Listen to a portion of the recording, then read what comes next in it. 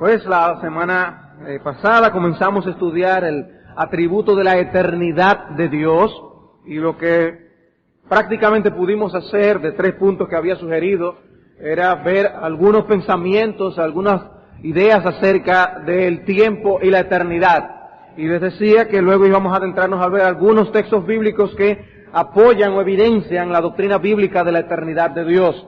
Y solo pudimos adentrarnos en el Salmo 90, y quisiera pedirles que vayan allí un instante conmigo. Salmo 90.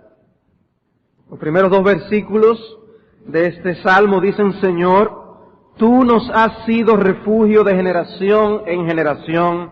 Antes que naciesen los montes y formases la tierra y el mundo, desde el siglo y hasta el siglo, Tú eres Dios. Y estuvimos observando cómo este Salmo enfatiza la realidad de la existencia de Dios, no solo antes de la creación del mundo, sino es algo que existía por todos los siglos. No es que antes de la fundación del mundo hubo un momento en que Dios tuvo comienzo, es que nunca tuvo comienzo, y asimismo nunca tendrá fin. Antes de Dios no hay nada y después de Dios no hay nada. Y el lenguaje bíblico, uno de los lenguajes bíblicos que mencionábamos la semana pasada, que utiliza la Escritura para referirse a Dios, es el lenguaje de que Dios es el alfa y la omega, el principio y el fin. Y el alfa y la omega son la primera y la última letra del alfabeto griego. Es como decir que Dios es la A y la Z. La A y la Z. Es un lenguaje que aún los niños pueden entender para tomar una idea de lo que es la eternidad de Dios. Recientemente he estado conversando con nuestros hijos acerca de este hecho de que cómo Dios se describe como el alfa y la omega. Y ellos tienen ya el concepto de lo que es la primera letra del alfabeto y la última letra del alfabeto. Antes de la A, no hay nada. Antes de Dios, no hay nada tampoco. Después de la Z, no hay nada. Después de Dios, no hay nada. Dios es el todo. Y todo lo que existe dentro de la A y la Z. Todo lo que tiene existencia lo tiene dentro de Dios en ese aspecto. Dios es el todo. Y en relación al tiempo, pues el tiempo todo lo abarca el Señor.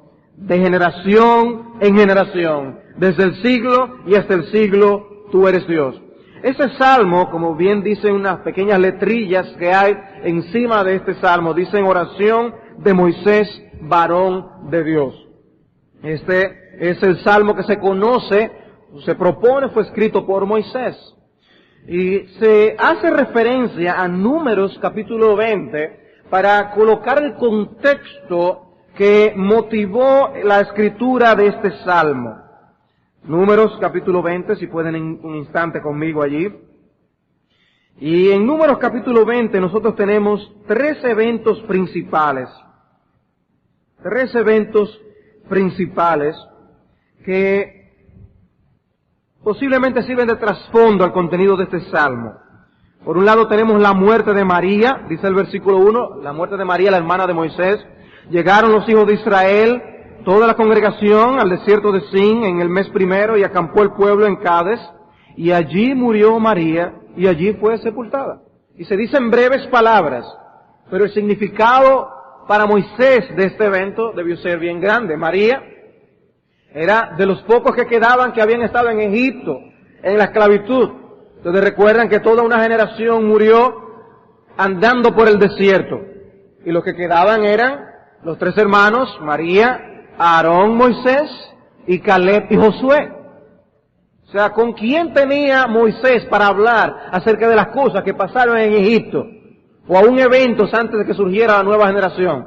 Era con ellos. Y ahora han perdido una persona de ese grupo, de los mayores del grupo, María, cercana a él.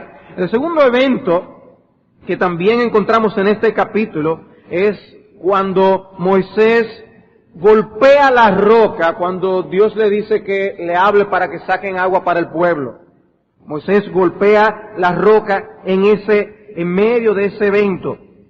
Y obviamente nosotros no podemos hacer otra cosa que identificarnos en un sentido con la reacción de Moisés. Nos vemos a nosotros mismos en su posición y hubiéramos dicho, ¿hubiéramos nosotros actuado distinto? tratando con un pueblo duro y rebelde. ¿Cuál fue la reacción de Moisés aquí en el pasaje? Noten el lenguaje que tiene que escuchar Moisés. Versículo 2, y porque no había agua para la congregación, se juntaron contra Moisés y Aarón. Y habló el pueblo contra Moisés diciendo, ojalá hubiéramos muerto cuando perecieron nuestros hermanos delante de Jehová. ¿Por qué hiciste venir la congregación de Jehová a este desierto para que muramos aquí nosotros y nuestras bestias? Él tuvo que lidiar con aquella otra generación que Dios castigó por la falta de contentamiento. Y es aquí que están al borde de entrar en la tierra y este pueblo le sale a ir con esto. No, es increíble. Entonces Dios le dice, toma la vara, versículo 8, reúne la congregación, tú y Aarón, tu hermano, y habla a la peña, avisa de ellos, y ella dará su agua, y le sacarás aguas de la peña, y darás de beber a la congregación y a sus bestias. Entonces Moisés tomó la vara delante de Jehová, como él le mandó. Reunieron Moisés y Aarón la congregación de la peña, delante de la peña, y les dijo, oíd ahora, rebeldes, ¿os hemos de hacer salir aguas de esta peña? Entonces alzó Moisés su mano y golpeó la peña con su vara 2 veces, y salieron muchas aguas, y bebió la congregación y sus bestias. Pero ¿qué dijo el Señor? Versículo 12.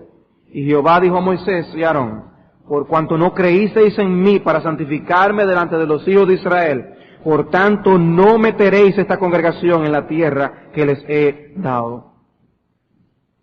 Ustedes actuaron como unos incrédulos. No creyeron. No creyeron para honrarme, para santificarme delante de este pueblo. Se dejaron llevar de sus impulsos. Y eso le costó a Moisés, después de tanto tiempo, a los 120 años, no poder entrar al pueblo a la tierra prometida. 40 años con este pueblo, luchando, lidiando con sus debilidades, con todas sus luchas, con sus quejas. Y él fue fiel. Ahora llegó este punto aquí al final. El pueblo empieza a quejarse y ya Moisés no aguantó más. Y eso garantizó ya el hecho de que él no entrara. Su muerte estaba cerca. Su muerte estaba cerca. Pero hay un tercer evento también en este pasaje, y es la muerte de Aarón. Versículo 22 en adelante. Dice que Dios le habló y le dijo en el versículo 24, Aarón será reunido a su pueblo, pues no entrará en la tierra que yo di a los hijos de Israel, por cuanto fuisteis rebeldes a mi mandamiento en las aguas de la rencilla. No solo Moisés, también Aarón sufrió esta consecuencia y murió, y dice el versículo 29 que hubo duelo por 30 días. Hicieron duelo todas las familias de Israel. 3 eventos dramáticos en la vida de Moisés. Y por eso se relaciona este salmo con estas experiencias en el desierto que tuvo Moisés, su hermana, su hermano, él mismo confrontado y estar cerca de la muerte, le llevaron a escribir acerca de la eternidad de Dios y de la fragilidad de la vida humana, lo temporal de la vida humana. Y las lecciones que encontramos son numerosas ciertamente. Moisés fue nada más y nada menos alguien que tuvo contacto cara a cara con Dios. Experiencias únicas, experiencias singulares. Conoció a Dios de cerca. Y lo que él presenta en este salmo es que Dios es el fundamento de todas las cosas. Por así decirlo, es como si Moisés se viera como que Dios es un ancla. Todo el que se agarra de esa ancla está conectado con la eternidad. El gran mar de la eternidad.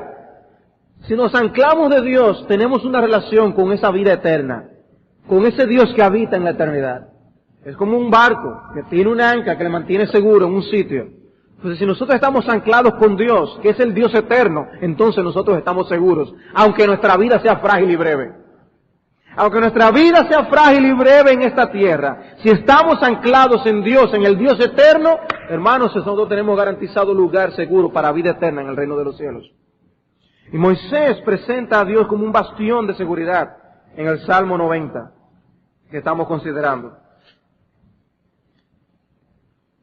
Dice, tú nos has sido refugio de generación en generación. Antes que naciesen los montes y formase la tierra y el mundo, desde el siglo y hasta el siglo, tú eres Dios, por tanto tú eres refugio. Si Dios es eterno, Él es refugio. Y Él es eterno. ¿Es tu refugio? ¿Estás tú anclado en el Señor? Porque es la seguridad que tiene Moisés. Seguridad, estabilidad, por ser Dios, un Dios eterno. Pero vimos también cómo este salmo expone la fragilidad y la brevedad de la vida en los versículos del 3 al 10. Vemos allí, vuelves al hombre hasta ser quebrantado y dices, convertíos, hijos de los hombres, porque 1000 años delante de tus ojos son como el día de ayer que pasó y como una de las vigilias de la noche. Los arrebatas como con torrente de agua, son como sueño, como la hierba que crece en la hierba, como la hierba que crece en la mañana florece y crece, a la tarde es cortada y se seca.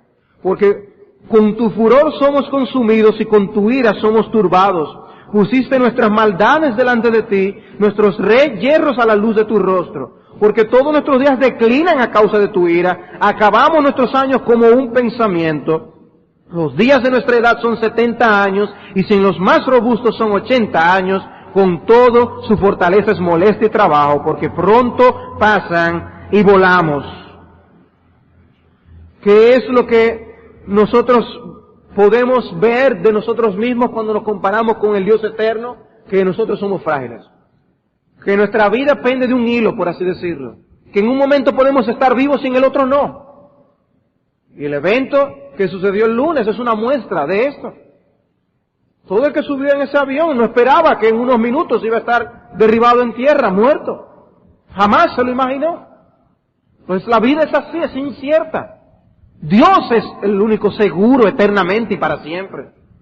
Y si no estamos anclados en Él, nosotros pereceremos en medio de la fragilidad de la vida para condenación eterna. Si nos amparamos en Él, tendremos vida eterna en Cristo Jesús, Señor nuestro. Podemos vivir la vida de Matusalén. Y como quiera, Matusalén se murió.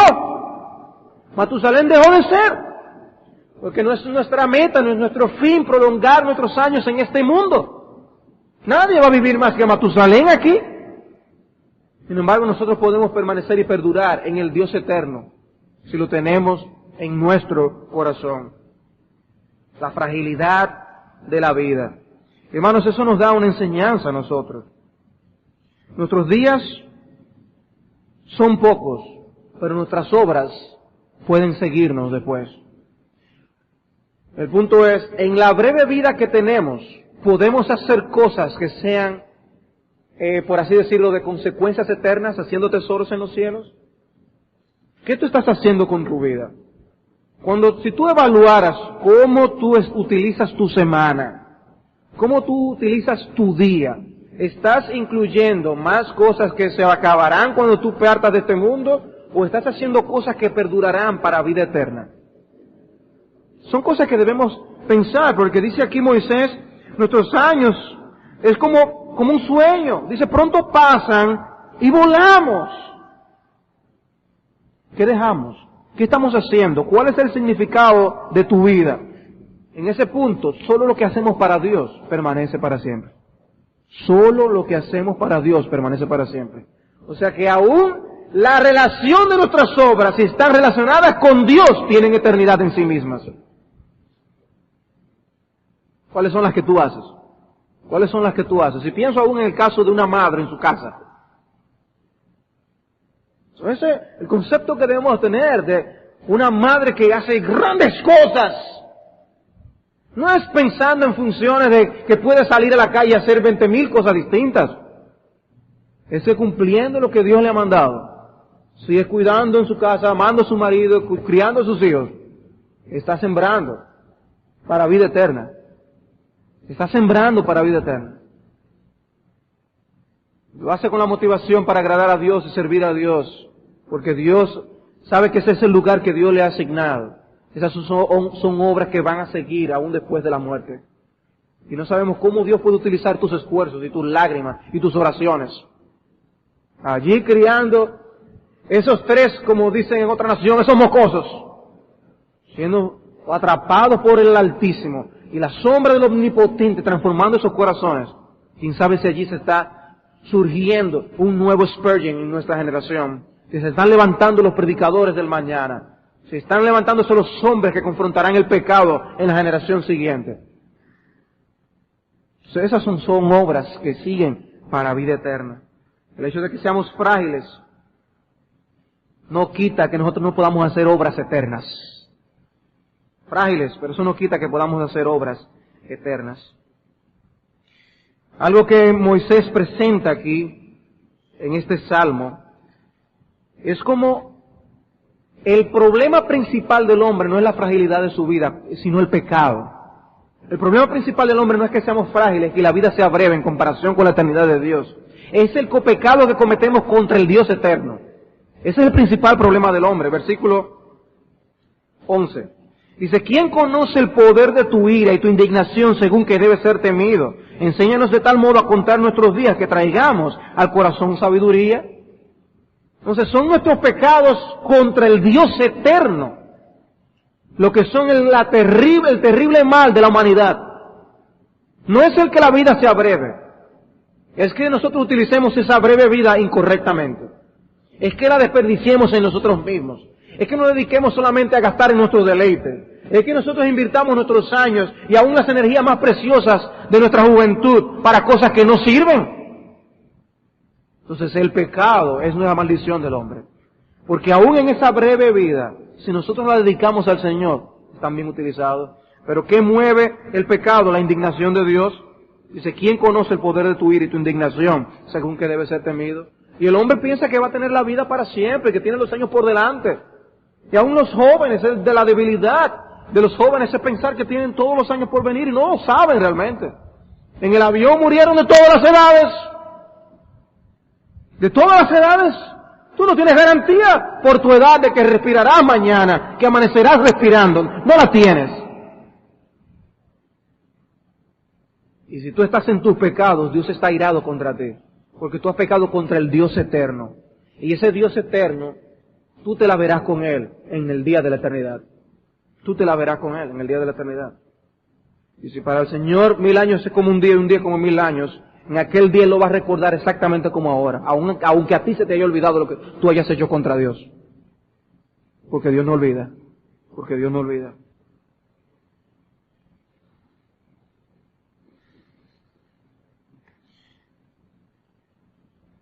Vemos más en este salmo el hecho de que no solo que debemos temer al Dios eterno, nosotros también tenemos que suplicar a Dios que nos dé sabiduría para nosotros vivir de acuerdo a esa fragilidad de vida que tenemos.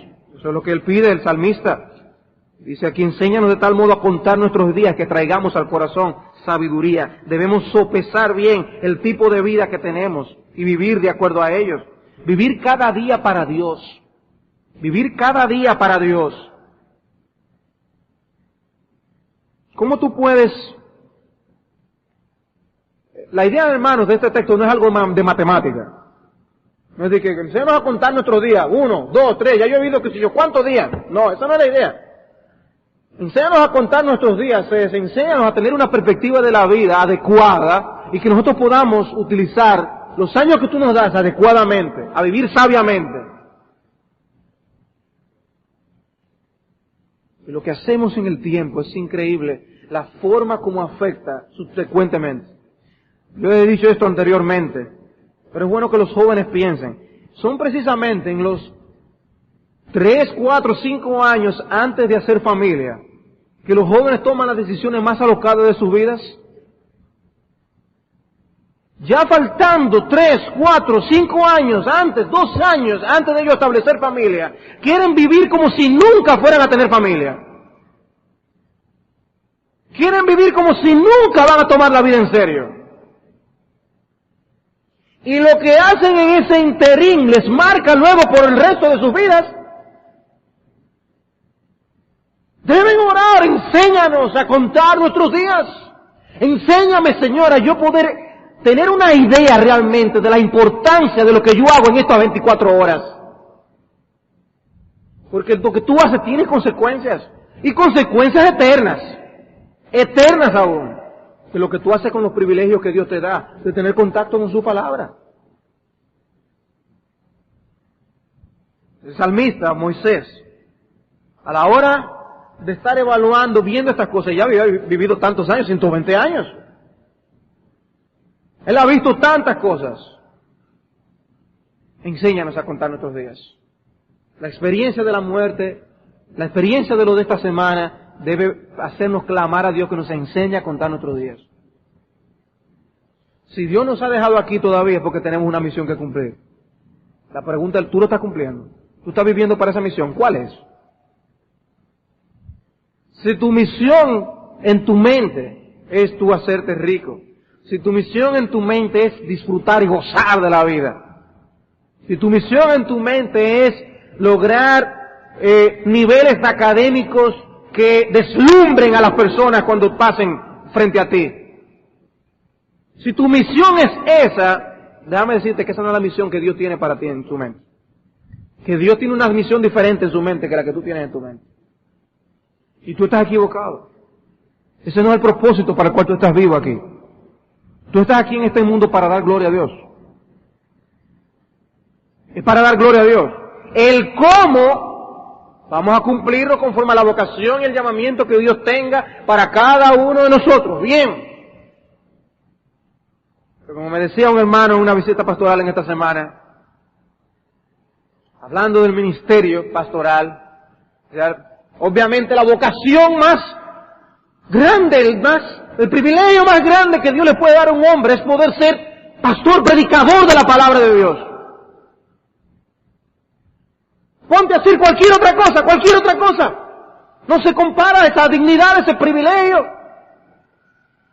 Por eso leía en algún sitio de alguien que expresaba que Dios solamente tuvo un hijo y lo hizo predicador. Dios solamente tuvo un hijo y lo hizo predicador. Vemos nosotros los privilegios como Dios los ve. Esas bendiciones como Dios las ve. Por eso si Dios te ha hecho cristiano, no te rebajes a vivir para las cosas de este mundo. Si Dios te ha hecho hijo suyo, no te rebajes a vivir para motivaciones terrenales y mundanas. Usa esas cosas para darle gloria a Dios. Usa esas cosas para darle gloria a Dios. Sea cual sea el lugar donde nos estemos desempeñando, eso que estamos haciendo en la temporalidad de este mundo, vamos a sembrarlo y vamos a esperar el resultado en la eternidad de esas cosas que estamos haciendo. ¿Dónde tú estás? No, yo trabajo en el colegio, no, yo trabajo en una empresa, yo trabajo aquí, yo trabajo allá. 20,000 cosas pueden ser, pero vamos a sembrar donde quiera que nos encontremos para dar frutos en la eternidad. Pensemos en hacer buenas obras. Pensemos en cómo nosotros invertir nuestro tiempo. ¿Cuánto vamos a aprovechar estas oportunidades de estos días cuando las personas cambian hasta de espíritu para darle un tratado evangelístico a una persona? Acerca de la Navidad la gente está más sonriente que antes. Va a haber doble sueldo también, eso hace la gente esté más contenta. Vamos a aprovechar y vamos a darle tratado, vamos a predicar el evangelio. Se van a reunir 2 o 3 a cantar algún villancico de Navidad en un grupo, ante personas. ¿Quiénes van a ir a un orfanatorio? Vamos a hacer algo, mi hermano. Cosas que sean sembrar para la eternidad. ¿Cuántos van a ir a un hogar de ancianos a enseñarles que para qué nació Cristo en este mundo? En todo lo que tenemos que hacer a lo largo de la semana, y la vida está complicada, pero no nos olvidemos de sembrar para vida eterna. Enséñanos a contar nuestros días, que traigamos al corazón sabiduría. Si los años nos siguen pasando por encima, días vienen y días van, y no tenemos nada que presentar a Dios en nuestras manos, no estamos utilizando nuestra vida con sabiduría. La eternidad de Dios nos compromete a vivir para la eternidad. Una de las cosas que presenta el salmista en el Salmo 90, en el versículo 16, es que el hecho de nosotros creer en un Dios eterno nos lleva a pensar no solamente en nuestra generación, sino en la generación venidera. Dice el salmista: aparezca en tus siervos tu obra y tu gloria sobre sus hijos. En otras palabras, a nosotros nos interesa que haya un Salomón que rebase la obra de David. Nos interesa. ¿Y a quién tenemos que pedirlo? O al Dios eterno. Aún ese que cuando nosotros no estemos aquí, va a poder continuar la obra. Nosotros podemos tratar de dejarle algún legado a nuestros hijos. Podremos buscar algún seguro. Nosotros podemos tratar de dejar alguna herencia. Podemos buscar 1000 vueltas. Bueno, nosotros no tenemos control de esas cosas. No tenemos control de esas cosas. Y estamos pensando que le estamos dejando algo a nuestros hijos. Y cuando viene a ver, nosotros después partimos de este mundo y nada de eso es suyo. Pasan 20.000 cosas, un lío legal, un problema en el país y voló. No tenemos seguridad. Ahora, en lo que sí podemos estar seguros, si le dejamos el legado de Dios en sus corazones y una visión para la eternidad, eso sí es un legado. Y la visión del salmista aquí es suplicando al Señor que haga esas obras también en sus hijos, aparezca en tus siervos tu obra y tu gloria sobre sus hijos. Señor, tu gloria, manifiéstala en nuestros hijos. Queremos que la gloria de Dios se manifieste en nuestros hijos. Que no se pare la obra de Dios con nosotros. Nosotros vamos a partir de aquí y vamos a volar, unos más temprano que otros. Pero nosotros trabajamos con una visión. Y que aunque nos vayamos nosotros, otros siguen esta obra, para adelante. Porque la obra del Señor, del Dios eterno. Y el salmista está pidiendo, yo me voy. Pero esta obra sigue, y en el caso de Moisés, ¿qué surgió? Surgió un Josué, que siguió llevando al pueblo por delante. Y aún en medio del oscurantismo de la época de los jueces, se levantaban hombres que llevaban la obra hacia adelante. Y vemos así toda la historia del pueblo de Dios. Donde los hombres se morían, pero Dios no. Los hombres se morían, pero Dios no. Y la obra sigue. Porque creemos en un Dios eterno. Entonces, hermanos, estamos comprometidos con seguir trabajando. Y por eso levantamos una generación y los instruimos en el temor de Dios. Porque la vida no se termina con nosotros. Tenemos una visión más allá de la vida que esto, porque creemos en un Dios eterno. La eternidad de Dios nos compromete con muchas cosas. Nos compromete. Y más dice en el versículo 17, sea la luz de Jehová nuestro Dios sobre nosotros, y la obra de nuestras manos confirma sobre nosotros. Sí, la obra de nuestras manos confirma. La obra de nuestras manos confirma. Que lo que vale la pena que hemos hecho en esta vida confirma eso, Señor. Ahora, yo estoy seguro que tú no vas a poder ir a la presencia de Dios. Señor, bendice todos esos tiempos de algarabía en el que yo me consumí en mis propios placeres. Bendice eso, Señor. Tú no vas a poder ir. Eso, toda esa época en la que yo me bañé de egoísmo, tomando todo para mí. Tú no vas a poder. Bendice ese tiempo de egoísmo mío, Señor. Tú no puedes ir a la presencia de Dios. Lo que está diciendo Moisés aquí es, yo tengo algo por lo que venir a orarte y decirte, confirma eso, Señor. Tú tienes una limpia conciencia y tú puedes venir a la presencia de Dios. Señor, confirma con tu poder eso que yo he estado haciendo. Sea la luz de Jehová nuestro Dios sobre nosotros y la obra de nuestras manos confirma sobre nosotros. Sí, la obra de nuestras manos confirma. Confirma lo que estamos haciendo, día tras día, semana tras semana. Porque lo estamos haciendo para algo que vale la pena. Lo estamos haciendo para la eternidad. Tenemos una visión de nuestra vida que es superior a la de los animales. Pero ¿qué pasa? Muchos hombres se rebajan a vivir como los animales. En esta semana a mi niña le estaban enseñando en el colegio esa ley de la vida. Los seres vivos, ¿qué pasan con los seres vivos? Ellos nacen, crecen, se reproducen y mueren. Y hay hombres que se rebajan a vivir como si fueran simplemente seres vivos biológicos. No debe ser. Nosotros tenemos otra visión. Nosotros no debemos vivir así. No debemos vivir así. Porque creemos en un Dios eterno. Yo diría que este es el pasaje por excelencia. Si tenemos que coger un texto para hablar de la eternidad de Dios, es el Salmo 90. Salmo 90. Sin embargo, vamos a mencionar otros pasajes que también nos enseñan acerca de la eternidad de Dios. Job, capítulo 36. Un instante, Job, capítulo 36.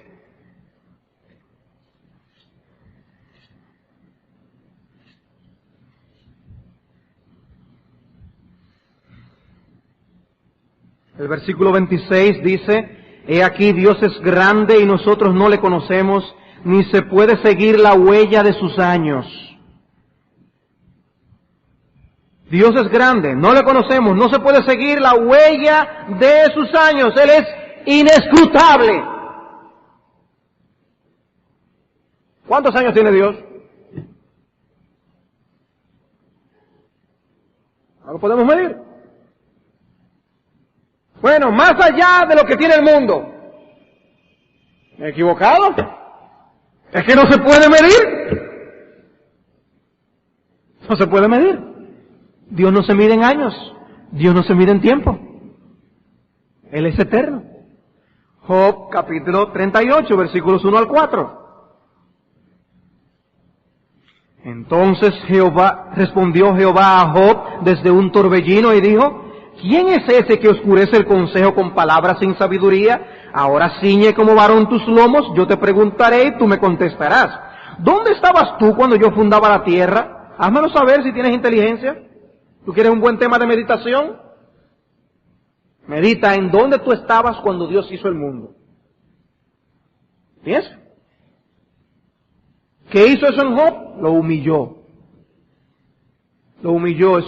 Ese razonamiento llevó a Job a decir, yo de oídas te había oído, ahora mis ojos te ven, yo no te conocía, Señor. Y eso llevó a Job a humillarse delante de Dios. Medita tú dónde tú estabas cuando Dios estaba haciendo el mundo. ¿A qué tú le debes tu existencia? Es que, ¿quién es Dios? Y empieza a hacerle Dios una serie de preguntas acerca de la creación. Imagínense la escena. Amárrate los pantalones. Óyeme bien. ¿Dónde tú estabas? ¿Por qué este animal hace esto? ¿Quién fue que determinó que el mar fuera así, no de otra manera? ¿Quién fue que hizo tan sentado ahí, cogiendo su lección? Meditando en todas esas preguntas que Dios le está haciendo. ¿Tú quisieras estar sentado donde Job estuvo?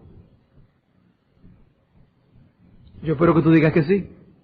Porque el efecto que eso produjo en Job es que ahora yo conozco mejor a Dios que antes.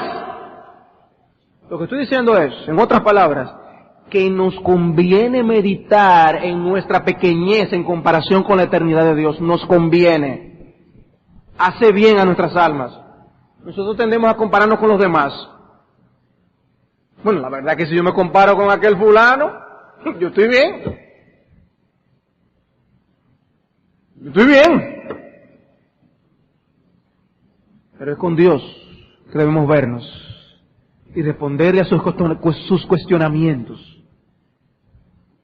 Todas esas cosas que hablábamos acerca del tiempo y la eternidad. Es bien a ver si nosotros podemos tener la respuesta. ¿Tenemos la respuesta a esas cosas? No las tenemos. Pero Dios las tiene todas y aún más allá. Cosas que escapan a nuestro entendimiento. Ese es nuestro Dios. ¿Y qué fue con qué se confrontó Job? Bueno, yo nací el otro día. Yo hice el mundo, o sea que yo ni siquiera estaba aquí en el mundo. ¿Dónde tú estabas? Si yo me comparo con la existencia de Dios, ¿quién soy yo? ¿Quién soy yo? Y se humilló Job. Salmo 93, 1 y 2.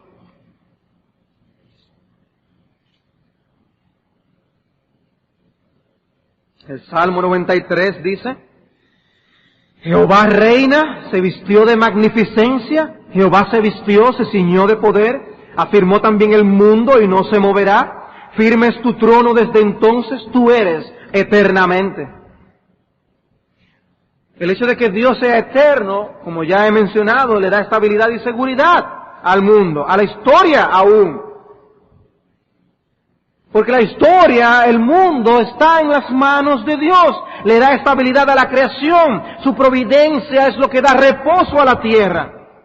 El universo no comenzó por sí mismo. El universo no sigue funcionando por sí mismo. Es el poder del Eterno el que sostiene todas las cosas. Es que firme es su trono desde entonces. Tú eres eternamente. Es que Dios está en su trono.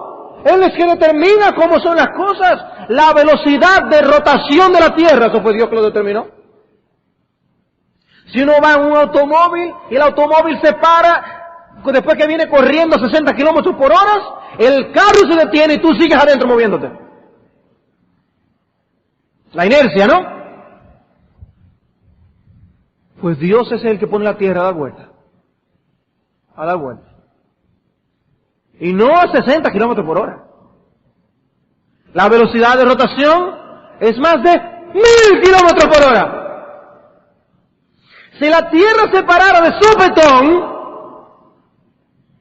nosotros llegaríamos al espacio en cuestión de instantes. En instantes estuviéramos en el espacio. ¿Y saben qué? Dios lo ha hecho y no ha pasado nada. Ajá, pastor, ¿y cómo? Cuando el sol se detuvo en Gabaón, ¿qué fue lo que se detuvo? El lenguaje humano es el sol se detuvo. Científicamente es la tierra que dejó de rotar y no pasó nada, porque Dios es el Rey soberano. ¿Saben por qué? Porque Dios escuchó la oración de un hombre. Así reina Dios este mundo, porque Él es el Dios eterno. Gobierna la historia y los eventos, y nosotros, ay, ¿cómo va a pasar? Y tratamos de entender los movimientos geopolíticos y esto.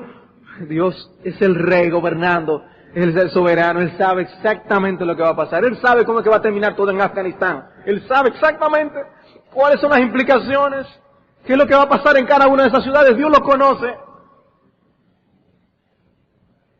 Salmo 102, versículo 24.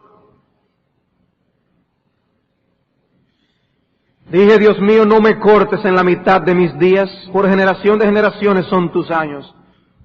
Y nosotros podemos pensar, bueno, yo puedo, en la flor de la juventud, puedo perder mi vida. Bueno, pues este salmista dice, no me cortes en la mitad de mis días. Señor, tú eres el Dios eterno, tú tienes mi vida en tus manos, yo te ruego, no me cortes en la mitad de mis días. Y óyeme, tan joven, son expresiones que dicen, tan joven, y mira, pasa. Porque le debemos la vida al Dios eterno. Nosotros no tenemos control de cuándo vamos a terminar nuestra vida, como no tuvimos control de cuándo la comenzamos. Y por eso es una oración al único que tiene control, es Dios. Señor, no me la cortes en la mitad de mis días. ¿A quién es que hay que pedirle eso? A Dios. A Dios. Dice, por generación de generación son tus años. Versículo 25. Desde el principio tú fundaste la tierra y los cielos son obra de tus manos. Ellos perecerán, mas tú permanecerás. Y todos ellos como una vestidura se envejecerán. Como un vestido los mudarás y serán mudados, pero tú eres el mismo. Y tus años no se acabarán. Los hijos de tus siervos habitarán seguros y su descendencia será establecida delante de ti. Yo les había dicho cómo la eternidad no es otra cosa que la inmutabilidad de Dios relacionada con el tiempo. Dios no cambia con el paso del tiempo. Pues aquí nosotros vemos cómo en comparación con el mundo, algo tan firme, algo tan sólido como vemos, como es la tierra misma, eso nos puede dar un sentido de seguridad. Nosotros sabemos que nosotros como individuos no somos nada. Pero si nos sentimos en grupo, nos sentimos más fuertes. Si es una nación, todavía más fuerte. Si es el mundo, más fuerte. Pero dice, el mundo se acabará también. ¿A dónde es que tenemos que llegar? Es ampararnos en Dios. Ampararnos en Dios, en el Dios que hizo todas estas cosas. Ellos perecerán, mas tú permanecerás, y todos ellos como una vestidura se envejecerán. Y este mundo tan sólido como lo vemos, este mundo perecerá. Inseguros podemos sentirnos, pero en Dios encontramos completa seguridad. Y de nuevo, el salmista utiliza la doctrina de la eternidad de Dios para estimular a la confianza de los hijos de Dios. A la confianza. Otro pasaje que podemos estudiar es Isaías 57. Isaías 57, 15.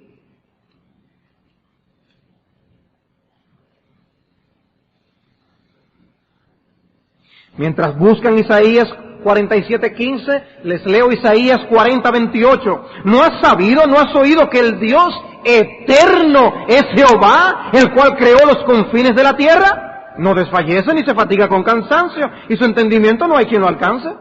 El Dios eterno es Jehová. Y dice Isaías 57:15, porque así dijo el alto y sublime, el que habita la eternidad, y cuyo nombre es el Santo. Yo habito en la altura y la santidad, y con el quebrantado y humilde de espíritu, para hacer vivir el espíritu de los humildes, y para vivificar el corazón de los quebrantados. ¿Dónde tú vives, Señor? Yo habito la eternidad. Yo habito la eternidad. ¿Qué lenguaje? ¿Qué lenguaje? Es allí la morada de Dios.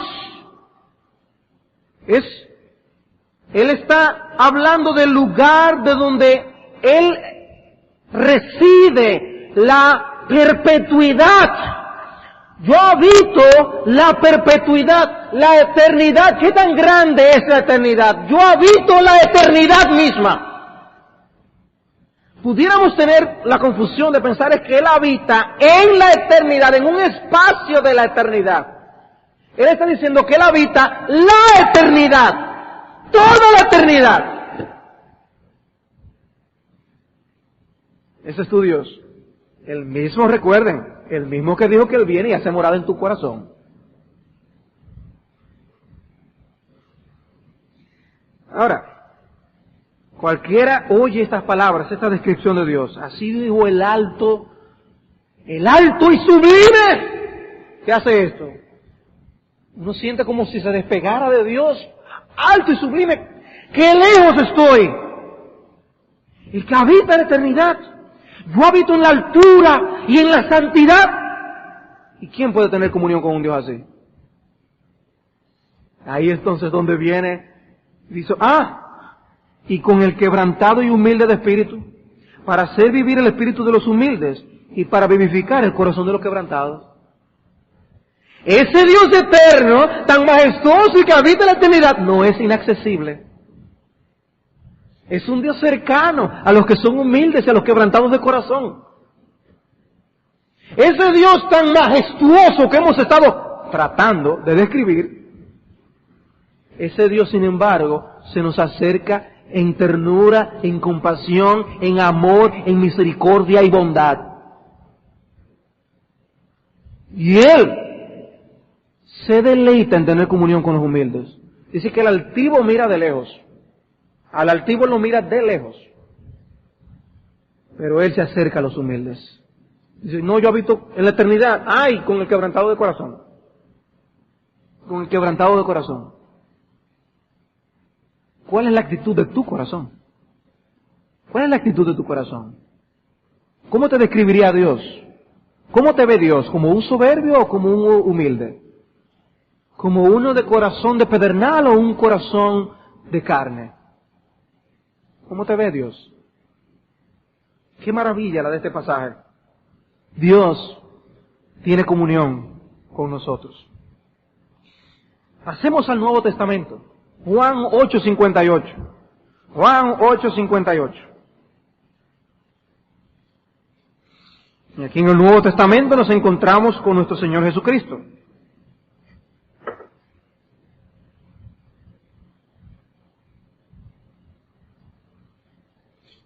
Estas conocidísimas palabras del Señor hablando con los judíos. De cierto os digo, antes que Abraham fuese, yo soy. Antes que Abraham fuese, yo soy. Bueno. O sea, por lo menos se está diciendo que Cristo tenía la cantidad de años desde ese momento hasta antes que naciera Abraham. No. Es Cristo relacionando este lenguaje con las palabras del Señor en Éxodo capítulo 3. Yo soy el que soy. Cristo está diciendo, yo soy ese. Yo soy ese.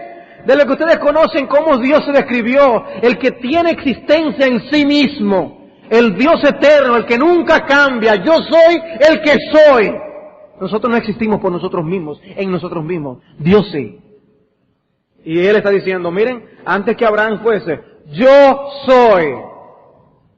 Yo soy. Y los judíos entendían bien estas palabras. ¿Qué hicieron los judíos? Versículo 59. Tomaron entonces piedra para arrojársela. ¿Por qué? Porque dijeron, este hombre está blasfemando. Se está haciendo igual a Dios. Ellos entendieron el lenguaje. Cristo le dijo, yo soy eterno. Yo soy eterno. Y como yo les decía la semana pasada, parecía como si fuera ayer que le dijo a Moisés eso. Porque es el Dios mismo diciendo eso aquí. Parecía como fue ayer. Y yo le estuve diciendo eso a Moisés y ahora se lo estoy diciendo a los judíos. Porque Él es eterno. Él es eterno. Somos nosotros que estamos viendo contando los miles de años que transcurrieron entre el evento de Moisés y este. Pero para Dios eso fue ayer que se lo dijo a Moisés.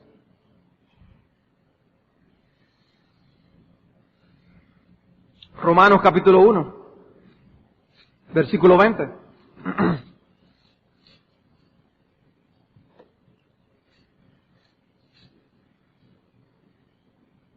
Por cuanto nosotros no habitamos la eternidad, yo tengo que leer estos pasajes más rápido. Versículo 20, porque las cosas invisibles de Él, su eterno poder y deidad, se hacen claramente visibles desde la creación del mundo, siendo entendidas por medio de las cosas hechas, de modo que no tienen excusas. O sea que algo de la eternidad de Dios aún podemos ver al contemplar la creación. La creación nos dice que hay alguien que no tuvo comienzo, que hizo todas estas cosas.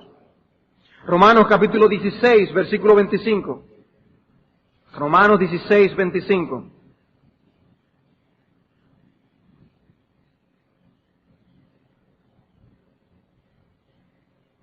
Y al que puede confirmaros según mi evangelio y la predicación de Jesucristo, según la revelación del misterio que se ha mantenido oculto desde tiempos eternos, pero que ha sido manifestado ahora y que por las escrituras de los profetas, según el mandamiento del Dios eterno, se ha dado a conocer a todas las gentes para que obedezcan a la fe, al único y sabio Dios, sea gloria mediante Jesucristo para siempre. Amén.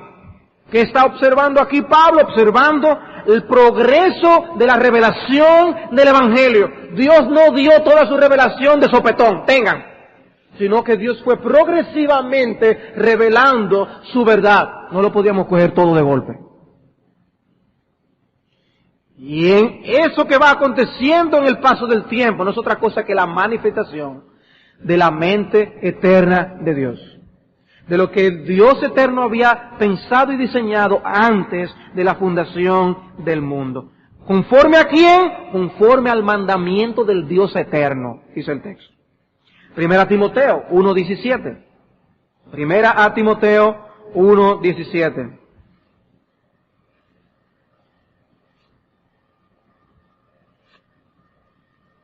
Por tanto, al Rey de los siglos, inmortal, invisible, al único y sabio Dios, sea honor y gloria por los siglos de los siglos. Amén. Por tanto, al Rey de los siglos, al Rey eterno, al dueño del tiempo, al dueño de la existencia.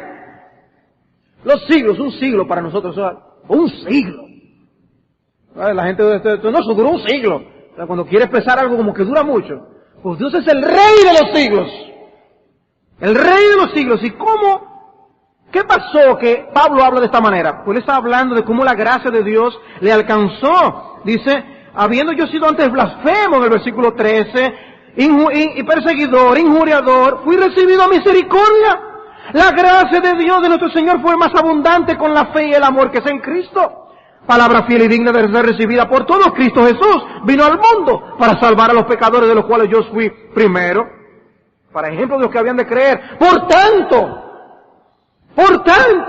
por cuanto ese Dios tuvo misericordia de mí en el momento histórico para salvación, por tanto al Rey de los siglos, inmortal, invisible, al único y sabio Dios, sea honor y gloria por los siglos de los siglos. Amén. Es bíblico dar gloria al Dios de los siglos cuando meditamos en la salvación de nuestras almas.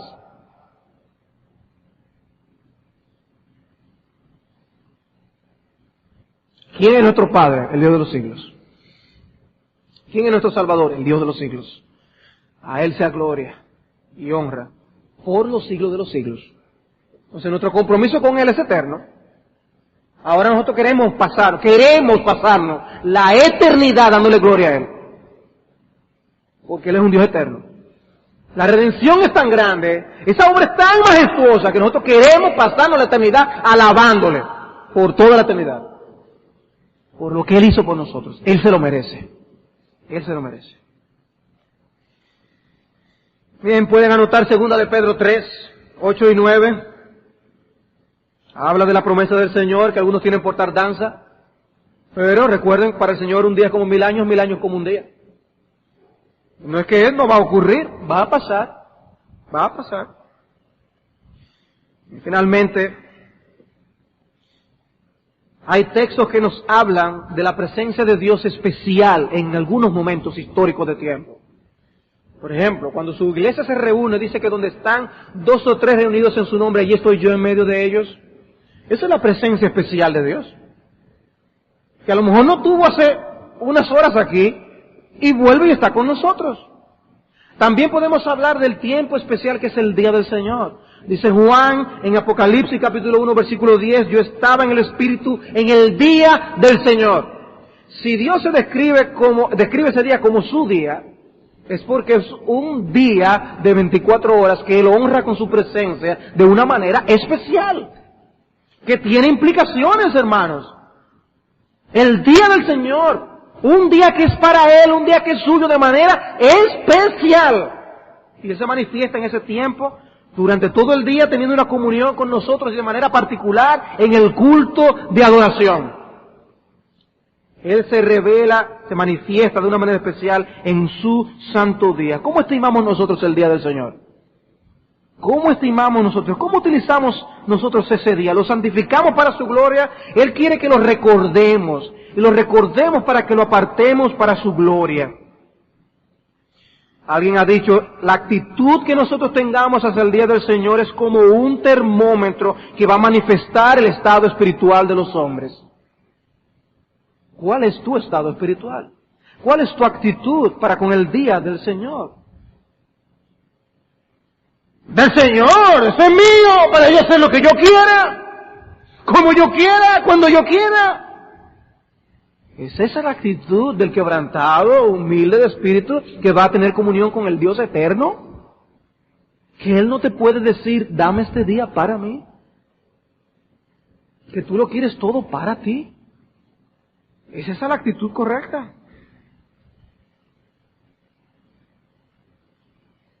Hermanos, vivimos en días donde guardar el día del Señor se hace cada vez más difícil. Se lo complican, se ponen a tomar decisiones difíciles. Pero nosotros tenemos que obedecer a Dios antes que a los hombres. Entonces, no, ese no es el día para yo pasármelo viendo un partido del deporte preferido tuyo. Eso no es el día para eso. Las personas van a eso como si fuera un culto. Y allí van y se reúnen y pagan por eso. Pagan para ir a adorar y prestar servicio a sus equipos favoritos. Y lo habla alguien que le gusta mucho los deportes, para, por si acaso vayan a pensar que soy bueno, que no le gustan los deportes. No, me gustan mucho los deportes. Pero si eso es a costa de desobedecer la palabra de Dios y yo ir a rendir pleitesía a mi equipo favorito, eso es yo rendir culto a otro Señor. Así como gente tiene a Mamón y al Señor, pues gente puede tener los deportes y el Señor. O piensen, incluyan cualquier otra cosa que no sea lo correcto para el día del Señor, que no guarde ese día como un día sagrado para Dios. ¿Por qué? Porque Dios se hace especialmente presente en ese día. El Dios eterno escoge ese día. El Dios eterno promete su presencia en el culto de adoración. Entonces, no dejen de congregarse como algunos tienen por costumbre. No dejen de congregarse. Porque el Dios eterno ha apartado ese momento para reunirse con su pueblo. ¿Dónde tú estabas? ¿Dónde tú estabas? Bien, hermanos, solo puedo mencionarles las aplicaciones, y ya yo las he dicho, solamente por eso voy a leer algunos encabezados.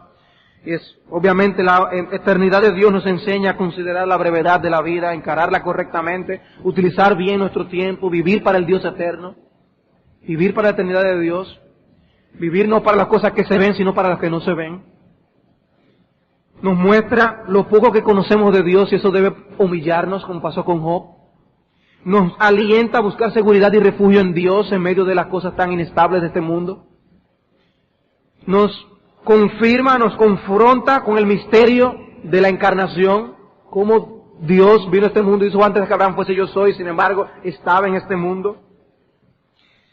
Nos enseña a ser pacientes en que, aunque sus promesas no se hayan cumplido, Él las cumplirá. Si Cristo vuelve, no podemos dar por tarde esa enseñanza. Cristo va a volver, y ¿saben qué es lo que estamos esperando? El día del Señor. Lo que según 2 de Pedro, capítulo 3, dice, nosotros esperamos aquel día. Es el día del Señor, cuando Cristo vuelva a la tierra por segunda vez. Dice que Él va a venir, y ¿cómo nos debe hallar? Dice, nos debe hallar procurando, viviendo piadosamente. Ese debe ser nuestro anhelo. ¿Saben por qué? Porque Él va a hacer una manifestación especial en ese tiempo. Y esa es nuestra esperanza. Cristo vuelve, el Rey de Gloria. Y debemos anhelarlo y esperar que Él se manifieste.